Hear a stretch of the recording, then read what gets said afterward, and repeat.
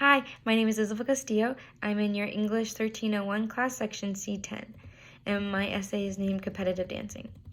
Time, effort, dedication, sweat, and a little bit of tears is what I think about when I try to break down what components go into dancing. For some, dancing is a part of their everyday lives. For others, it's a hobby, and others, it's just a fun pastime. There are some who say they cannot dance to save his or her lives. Dancing is used for many reasons. It can be used to bring attention to a certain topic. It is used in ceremonial rituals. It is used as a way to break a sweat and get in shape. It can be used as an escape from home life or an emotional outlet. It can be used to tell a story. It is most commonly used as a form of entertainment for yourself or others. There are so many different types of dancing that may include contemporary, hip-hop, lyrical, ballet, jazz, tap, ballroom, salsa, ceremonial dancing, and many, many more. All of these have three things in common: the dancer or dancers, the song, and the choreography. And when they all come together, it can create a beautiful and impactful sight. Dances can bring a smile to your face. They can make you rethink your opinion on a certain topic. They can make you laugh and put you in awe.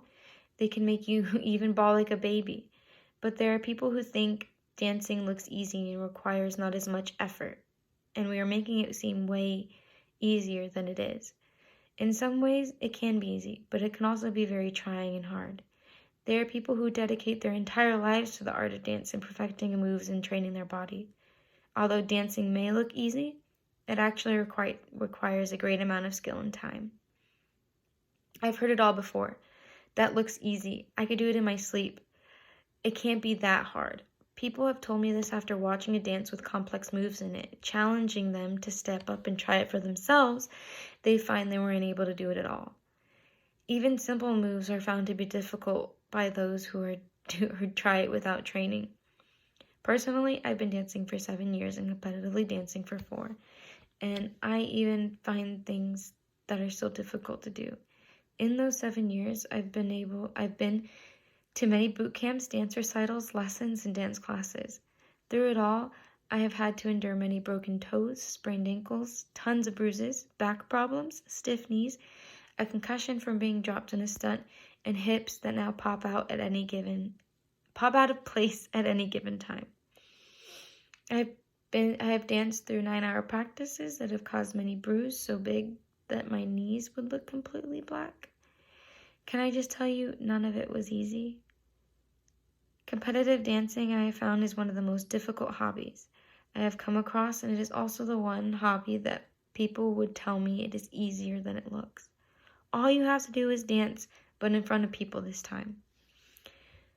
Some of my friends have even told me this before, but it is not the only thing that is happening. Going through a day in my life during a competition starts with hair and makeup. For guys at competitions, I'm sure this part is way easier.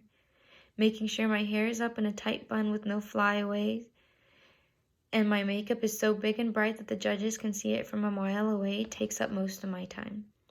Then, on to making sure I've packed all my costumes, hair supplies, and two of everything for that just-in-case moment. Stretching and running through all my dances, and trying to keep all my jitters away. When I get up on that stage and dance, When I get up on that stage and dance, it is the most difficult and trying 2 minutes of my day. Getting up and dancing in a room of people that are literally judging every move and every mistake would put most people on their butts.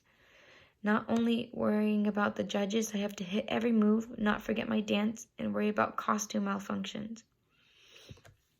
And I have to put on a pretty smile through all of it.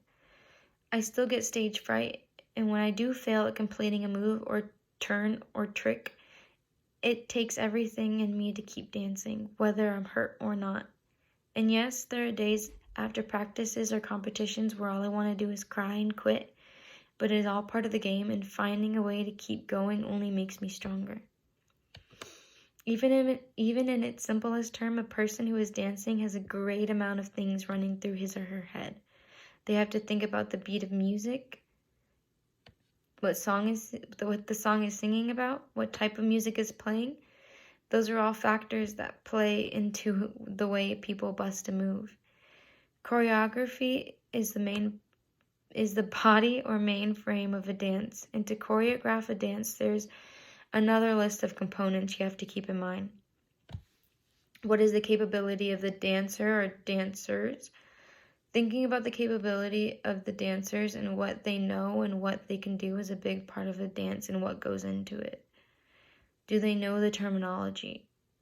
If they are given a move, will they know what it is or even how to execute the move? Are the dancers flexible and are their bodies fit? Needing to be able to execute a move perfectly without hurting themselves by pulling or tearing a muscle and without hurting others. I've seen too many dancers try to do a move their bodies just aren't ready for and hurting themselves or hurting others in the process. Let me just say, it's not a pretty sight. Do the dancers know how to count music, and are they able to remember the counts they are given? A song is made up of counts and beats, and it is a dancer's job to know what counts get which moves. Knowing all of this can make or break a dance. Having people with expert capabilities will allow the choreographer to make more difficult moves and stunts with quicker moves. Vice versa. Having dancers with beginner capabilities will limit the choreographer to slower and easier movements that are easier to remember. With all of that in mind, I can see why people think competitive dancing is an easy sport.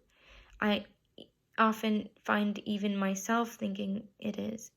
Watching a dance another performer is doing, I catch myself asking why he or she did not hit that move, or why they fell out of their turns, or why they're not smiling in the last half of the dance. All of these things are easy. They should be able to remember that. But when it is me in his or her shoes, I'm sorry, I forgot where I was. But when it was me in his or her shoes, so many things are running through my head, it can be easy to forget that last move or to smile. I also have to remember that there are people who have never even taken a dance class or lesson in his or her entire lives. Also, the way they look and appreciate dance can change his or her viewpoint about it. If all someone sees is a simple 1-2 step, of course they would think it was easy and be able to do any kind of dance. Also, looking at the different kinds of dancing will make someone think it is easy. While contemporary dance is free-flowing and very emotional, it can be considered by some to be easier than ballet. Ballet is more structured and stiff and takes years of practice to try and master. Taking the time to understand and learn about a certain subject, especially when it looks easy, opens a whole new world to people. Seeing the time and effort those people put into his or her subject can bring a new sense of appreciation to it, and people will start to look at it in a new light. We shouldn't assume everything is easy if we have not tried it or went through it ourselves. Although competition dance may look easy, it actually requires a great amount of skill and time. Thank you for your time.